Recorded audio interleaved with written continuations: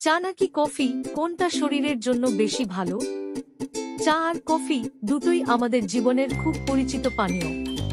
সকালে ঘুম ভাঙতে, কাজের ফাঁকে একটু এনার্জি পেতে কিংবা আড্ডার ছলে চা বা কফি সবার কাছেই প্রিয়। কিন্তু অনেকের মনে প্রশ্ন থাকে, চা নাকি কফি, কোনটা শরীরের জন্য ভালো? আসুন জেনে নিই। চায়ের উপকারিতা। চায়ে প্রচুর পলিফেন থাকে, যা শরীরের টক্সিন দূর করে ও রোগ প্রতিরোধ ক্ষমতা বাড়ায়। নিয়মিত চা খেলে কোলেস্টেরল কমে, ফলে হার্ট অ্যাটাকের ঝুঁকি কমে। চা ডাইজেশনে সাহায্য করে, স্ট্রেস কমায়। কফির উপকারিতা। কফিতে থাকা ক্যাফেইন স্নায়ুতন্ত্রকে চাঙ্গা করে, মনোযোগ ও কর্মক্ষমতা বাড়ায়। কফি আলঝেইমার ও পার্কিনসন রোগ প্রতিরোধে সহায়ক। কফি মেটাবলিজম বুস্ট করে। কিন্তু অতিরিক্ত চা খেলে অ্যাসিডিটি ও আয়রনের ঘাটতি হতে পারে। অতিরিক্ত কফি খেলে ঘুমের সমস্যা, হাই ব্লাড প্রেসার ও ডিহাইড্রেশন হতে পারে।